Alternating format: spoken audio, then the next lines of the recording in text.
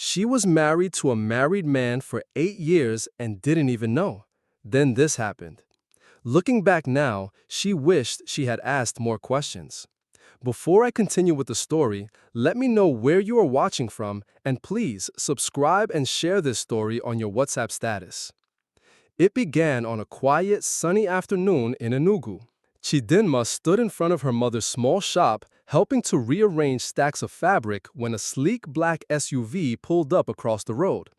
Its tinted windows reflected the sky like mirrors, and for a moment, everything around her seemed to pause. The driver stepped out. He was tall, confident, and striking. Dressed in a crisp white shirt tucked neatly into dark jeans, he had a clean-cut beard and the quiet charisma of someone who had seen the world. His shoes were polished, his wristwatch gleamed, and even the way he shut the door spoke of class. "Good afternoon, Ma," he greeted Chidinma's mother, offering a polite nod. "Sorry to disturb. I'm looking for a tailor who can make a quick adjustment." The older woman squinted at him with curiosity before pointing inside. "My daughter is a tailor, very sharp girl. Go in and meet her." He thanked her and walked inside the shop. Chidinma looked up from her sewing machine and nearly froze. "Hello," he said with a warm smile. "I was told you're the tailor." "Yes, I am," she replied, wiping her hands on a piece of fabric nervously. "What do you need fixed?" He held up a designer shirt. "Just the sleeves. They're a bit long." As she took his measurements, he studied her face. She was beautiful in a quiet, earthy way. Her natural hair tied back, her hands skilled and confident, her eyes shy but observant. "I'm David," he said after a pause. "I just got back from Canada. Been away a while." Chidinma nodded, focused on her tape measure. "Welcome back." "You're good at this," he added, watching her fold the sleeve. "You have your own shop." She smiled faintly. "It's my mother's space, but I work here." That was the first conversation. Simple, ordinary, but something about the way he looked at her, like she was more than just a seamstress, stuck with her. Before leaving, David glanced around and then said, "Do you have WhatsApp? Maybe I can let you know if I need any more work." She hesitated, then slowly gave him her number. That evening, David sent a message. "Hope I didn't disturb you too much today. I meant it when I said you're good at what you do." Chidinma read the message 3 times before replying. "Thank you. It was nice meeting you too." He replied instantly. That night, they chatted for hours about her dreams, his travels, the things they both liked. And from that day, it became a routine. Morning messages, afternoon check-ins, late-night voice notes. "You're always so attentive," she said one day during a call. David chuckled. "That's because I don't want anyone else stealing your time. If I'm not consistent, someone else will be." He stayed in Nigeria for another month. They went on simple dates, quiet restaurants, long walks, visits to her local church. She loved how humble he was, despite clearly being well off. He never showed off, never acted proud. "I like you, Chidinma," he told her one evening as they sat outside a suya joint. "You're different, real. I've met so many women who only cared about money or status, but with you, it's peaceful." She blushed and looked down. "I'm not perfect." He reached out and touched her hand gently. "You're exactly what I've been looking for." When he eventually returned to Canada, Chidinma felt like her heart had been ripped out. "Just give me a little time," David promised. "I'll be back before you know it." And, true to his word, he kept in touch every day. He called her at sunrise, at lunch, and before bed. Sent her gifts through courier, dresses, perfumes, and a phone. Her friends began to envy her. "You're lucky, oh," one of them said. "A man abroad that calls 3 times a day? Babe, hold him tight." And she did. Every time he returned to Nigeria, David made sure to see her. He would take her shopping, bring her food, help her mother with rent, and remind her constantly that she was the only one. One night, while sitting beside her sewing machine, he looked at her seriously. "You know, I'm not just doing all this for fun." "What do you mean?" she asked. "I mean, I see you in my future. Wife, mother, partner. I didn't just come back to relax. I came back to find something real." Chidinma's heart fluttered. "Do you really mean that?" she asked, almost whispering. He leaned closer and nodded. "With every part of me." That night, under the soft hum of the shop ceiling fan, she allowed herself to believe that maybe, just maybe, she had found the man God sent for her. David didn't just make promises, he lived them. After returning to Canada, he made sure Chidinma never felt the distance. Every morning, her phone lit up with his messages before dawn, followed by a call on her way to the market or the tailor shop. At night, they would talk for hours, sharing their days, their dreams, and their plans for the future. "I can't wait to wake up beside you," David would often say. "Me too," Chidinma would whisper, her voice thick with longing. He made love feel easy. There were no arguments, no suspicions, no games. When she complained about her faulty sewing machine, David sent money the next day. When her mother fell ill briefly, he paid the hospital bill without being asked. He never threw it in her face, never acted like she owed him. "Why are you so kind?" she asked him once during a video call. "Because I've been hurt too," David replied, his face soft on screen. "I know what it means to feel alone. I won't let you feel that way. Not on my watch."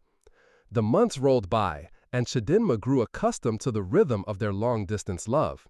When people asked if she trusted a man she only saw twice a year, she smiled. "He calls every day," she would say. "He knows everything about me, and I know everything about him." True to his word, David returned again, 8 months later. He came with gifts, suitcases full of clothes for her and her mother, perfumes, and children's items for the future. "I want to meet your family," he said one evening over dinner. "I don't want this to feel like a secret." Chidinma's eyes widened. "Are you sure?" "Yes," he said.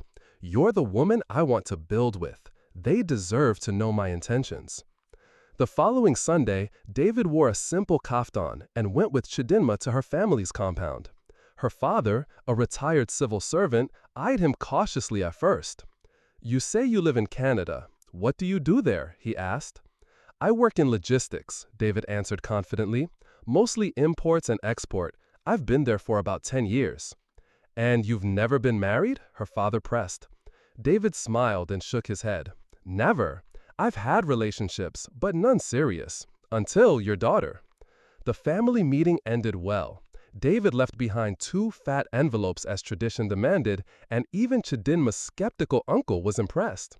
"Na man we sabi," he whispered later to her father. "He gets sense." When David flew back weeks later, Chidinma was already wearing a simple gold band on her finger. Nothing extravagant, just the promise. He started calling her my wife. She stopped taking male clients at her shop by his request, and he increased her monthly allowance to 300,000 naira. "I want you to focus on resting," he told her. "When I return, we'll start our life proper. I'll open a bigger shop for you, or if you want to study, I'll sponsor it." Chidimma was overwhelmed. No man had ever poured into her like this. No one had ever seen her beyond the thread and needle. "My friends can't believe you exist," she said during one of their calls. David laughed. "Then tell them to pray harder." Their love grew like a well-watered flower. When David missed a call, he sent an apology. If she seemed tired or moody, he noticed and asked. "Are you okay?" he would say. "Talk to me."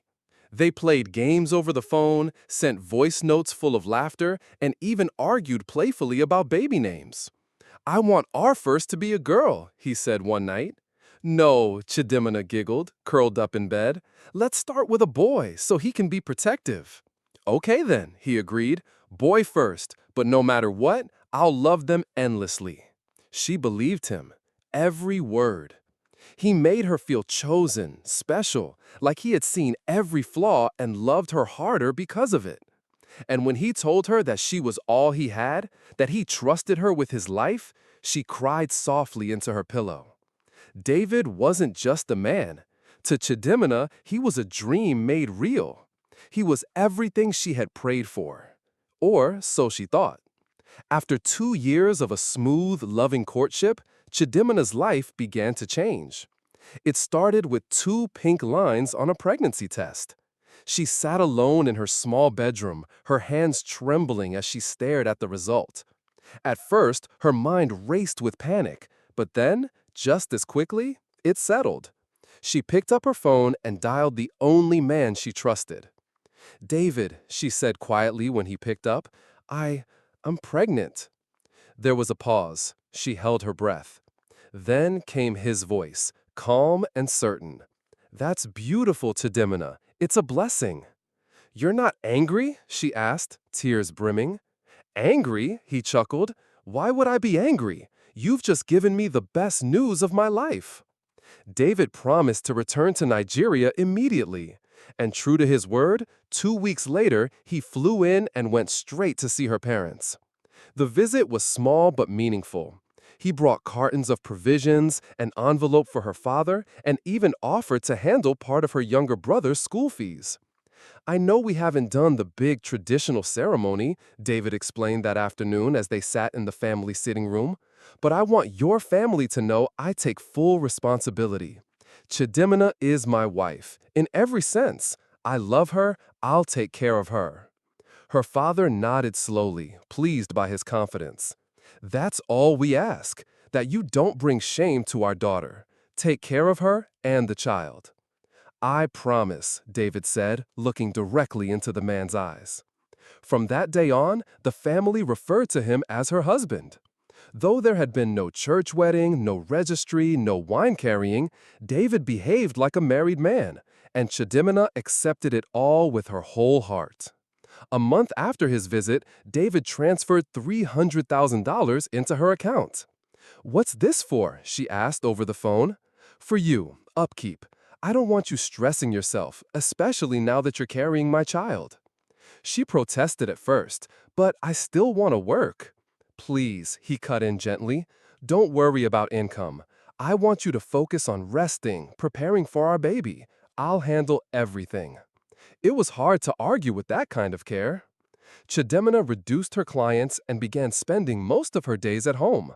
Her mother helped her with meals, and David sent weekly groceries through dispatch. He called 3 times a day, and sometimes even more. "Are you eating well? Is the baby kicking? Did you sleep okay last night?" Every conversation made her feel cherished. When her pregnancy began to show, he mailed her maternity dresses and baby items, tiny socks, onesies, bottles, even a small stroller. The care and attention he gave her made up for the distance.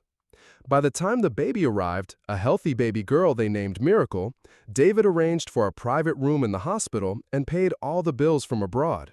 He celebrated from thousands of miles away. "My little princess," he called her.